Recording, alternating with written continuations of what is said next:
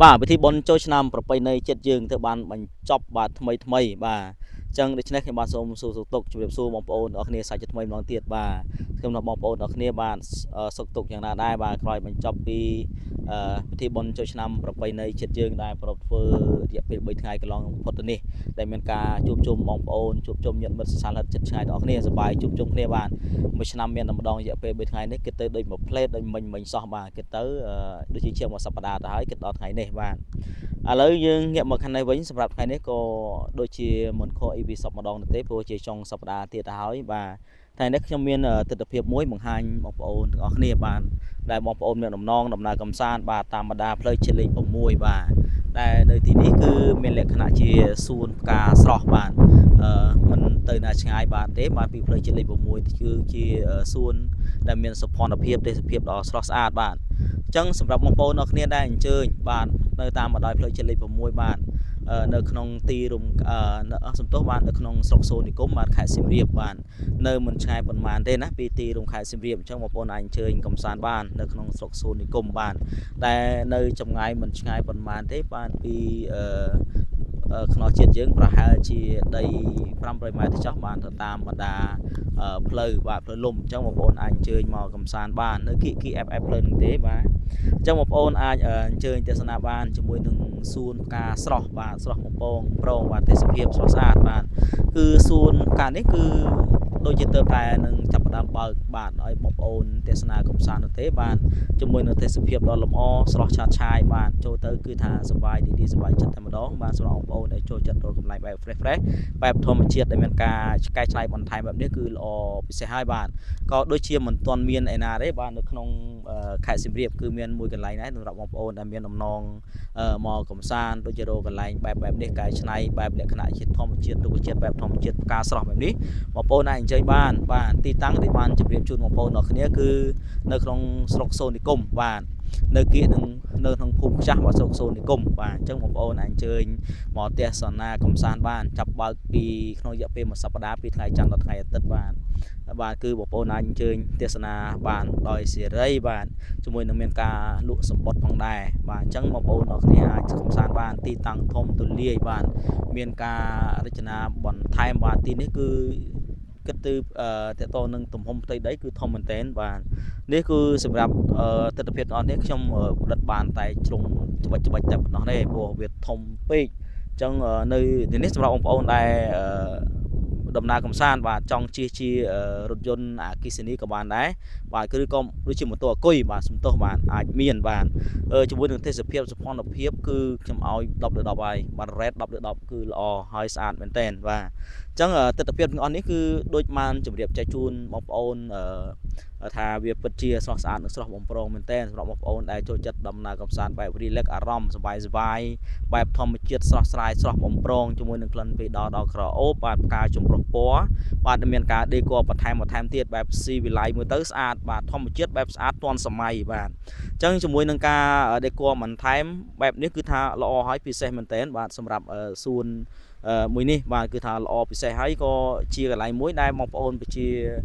ពលរដ្ឋយើងតែងតែទៅថត free wedding កន្លែង free style ផ្សេងបាទកន្លែងនេះគឺជាកន្លែងមួយដែលចាប់អារម្មណ៍ផងដែរបាទគឺសោភ័ណភាពទេសភាពគឺថាបងប្អូនហើយគឺថាដូចខ្ញុំបានជម្រាបជូនបងប្អូនអរគ្នាគឺថារដូវស្មើនេះបងប្អូនទៅគឺពិតជាល្អស្រស់ឆើតឆាយស្រស់បំព្រងមែនទែនល្អប្រណិតបាទល្អប្រណិតថែមទៀតអញ្ចឹងបងប្អូនជើញទៅលេងពិតជាមិនខកចិត្តមិនខុសបំណងនោះទេបាទតើតើនឹងសួនបែបនេះគឺមានការដូចជា decor ដូចជាតើតើនៅ banner ផ្សេងច្រើនបាទគ្រប់ជ្រុងតែម្ដងគឺមានការប្លែកបាទដូចជាលម្អ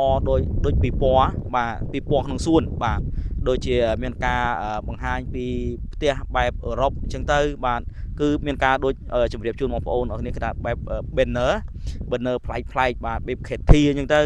សម្រាប់បងប្អូនជាកុមារាកុមារីគឺថាទៅគឺថាពេញចិត្តពេញថ្លើមហើយគឺថាកន្លែងបែបនេះ កំសាន្តសប្បាយតិចសម្រាប់បងប្អូនដែលមានដំណើរកំសាន្តបែប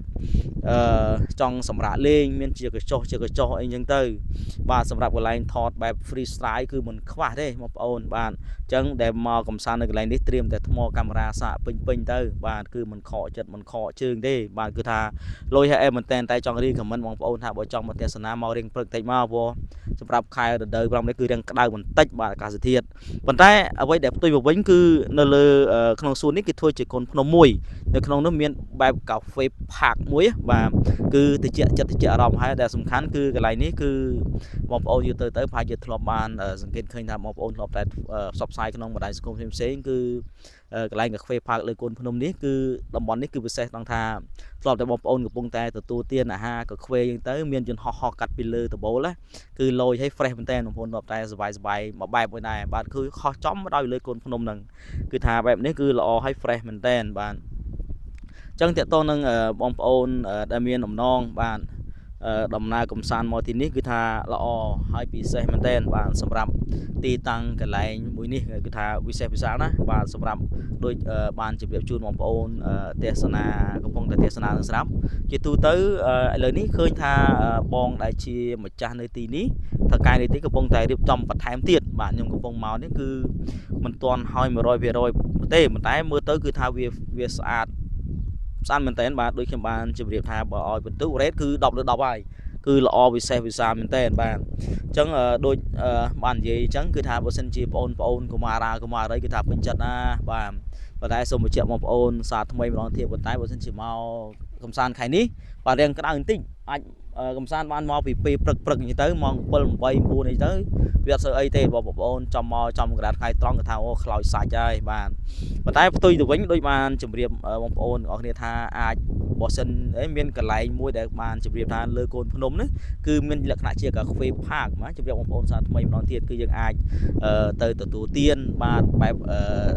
គេថាកូនសួនលើភ្នំនេះគឺថាបែបផ្សេងមួយទៅថាអូកន្លែងនេះគឺ fresh មែនតើ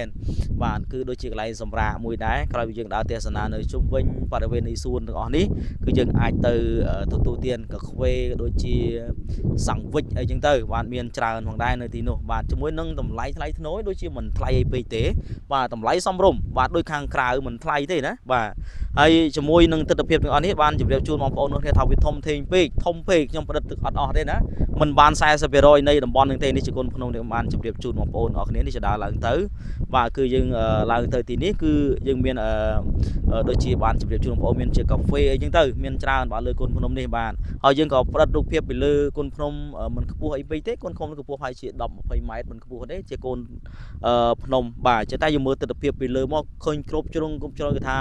ស្អាតណាស់បងប្អូនស្អាតមែនទែនបាទនេះទិដ្ឋភាពលើភ្នំហើយលើកូនភ្នំគឺថាស្អាតគ្មានការរៀបចំដេគ័របន្ថែមទៀតគឺថាតាក់ចិត្តតាក់អារម្មណ៍ណាបងប្អូនដែលមកកំសាន្តនៅទីនេះគឺធ្លាប់បងប្អូនទាំងអស់គ្នាដែលមកហើយចង់តែមកកំសាន្តទៀតហើយជាមួយនឹងសម្បត្តិតម្លៃចូលទេសនាគឺមិនថ្លៃទេសមរម្យបងប្អូនអាចអញ្ជើញទៅបានបាទជាមួយនឹងកន្លែងគឺដូចជម្រាបជូនបងប្អូនអរគ្នាថាច្រើនហើយធំណាស់ដាក់បងប្អូនមកខ្ញុំគិតទៅប្រហែលជា 10000 នាក់ក៏បានដែរវាធំពេកទីតាំងកន្លែងនេះច្រើនពេកទៅដល់ 10000 នាក់បាទព្រោះទីតាំងតំបន់នេះខ្ញុំមើលទៅដូចជាបានជម្រាបជូនបងប្អូនអរគ្នាដីប្រហែលជាប្រហែលទៅ10 ហិកតា 4 ជ្រុងអីដឹងអានេះខ្ញុំស្មាននេះណាបាទព្រោះខ្ញុំមិនបានជួបជាមួយបងដែលជាអារម្មណ៍នៃជើនេះទីនោះមិនបានសួរនាំគាត់អីឲ្យលំអិតទៅទេគាត់និយាយការបានស្មាននេះខុសត្រូវអីក៏អព្យាស្រ័យផងបងប្អូនណាបងខ្ញុំគាត់ជាទៅថតកំសាន្តលេងលក្ខណៈគ្រួសារនោះទេគាត់តែចែកជូនហើយបងប្អូនបានទេសនាកំសាន្តបាទគីឡូបងប្អូនទៅការរកន្លែងបែប refresh អារម្មណ៍បែបធម្មជាតិបែបកែវច្នៃបែបនេះបងប្អូនអញ្ជើញទៅបានទៅបាននៅក្នុងស្រុកសូននិគមបាននៅខេត្តសៀមរាបនៅក្នុងផ្លូវជាតិលេខ 6 អញ្ចឹងដែលស្រួលចំណាំគឺបងប្អូនទៅក្នុងខេត្តសៀមរាបបងប្អូនលប់ចំណាំថានៅក្នុងលេខជាតិលេខ 6 គឺមានបងប្អូនអាជីវករយើងនៅក្នុងភូមិខ្ចាស់បាទមានលក់កឡានហូហែទៅបាទចេញពីក្នុងភូមិខ្ចាស់ហ្នឹងគឺនៅចុងភូមិខ្ចាស់ណាធ្វើដំណើរទៅខេត្តសៀមរាបតាមពីចេញពីកំពង់ធំទៅគឺដល់កន្លែងបងប្អូនលក់កឡានចេញពីកន្លែងនោះប្រហែលជាកន្លះគីឡូចុះបងប្អូននឹងឃើញខាងមុខនឹងដាក់ថាសួនកដិតនឹងឯងហើយដែលមានរូបត្រីឆ្លាមបងប្អូនមានផ្លូវខាងឆ្វេងដៃគឺថាធ្វើដំណើរវិធីភ្នំពេញឆ្វេងដៃបងប្អូនអញ្ជើញទៅគឺជាផ្លូវដល់សួននឹងតែម្ដងបាទសុំទោសរៀងតដិតមាត់បន្តិចព្រោះការអធិប្បាយនេះគឺមិនបានព្រៀងទោះទេចេះតែអធិប្បាយនិយាយទៅគាត់ជូនចែកជូនបងប្អូនទេសនានៅទិដ្ឋភាពទាំងស្រុងតែប៉ុណ្ណេះឯងជាមួយនឹងសួន នៅក្នុងស្រុកសូននិគមនៃខេត្តសៀមរាបបាទអញ្ចឹងទិដ្ឋភាពទាំងអស់ហ្នឹងមានប៉ុណ្្នឹងហើយមិនបានលម្អិតអីវែងឆ្ងាយទេការអត្ថាធិប្បាយនេះគឺនិយាយទៅតាមការនឹកឃើញទេមិនបានពីរោះក្បោះក្បាយនេះទេបាទអញ្ចឹងរាល់ពាក្យពេចន៍ឯណាមួយដែលកើតឡើងនិយាយមិនបានពីរោះក៏អព្យាស្រ័យបងប្អូនទៅប៉ុណ្ណេះបាទអញ្ចឹងវីដេអូក៏សូមបញ្ចប់តែប៉ុណ្្នឹងហើយបាទនៅសួននៅក្នុងស្រុកសូននិគមខេត្តសៀមរាបសូមបញ្ចប់វីដេអូខ្លីប៉ុណ្ណេះបាទខ្ញុំសូមអរគុណនិងសូមជម្រាបលាក៏សូមប្រសិទ្ធពរជ័យសិរីសួស្តីបងប្អូនគ្នាជួបតែសុខសុវត្ថិភាពនិងសំណាងល្អរាល់ធ្វើដំណើរកំសាន្តរីករាយចុងសប្តាហ៍បែបនេះសូមជូនបងប្អូនសុខសប្បាយទៅមកគ្រប់ទីកន្លែងបាទទទួលទានអាហារសប្បាយបាទឆ្ងាញ់គ្រប់គ្នាពេលល្ងាចអរគុណជម្រាបលា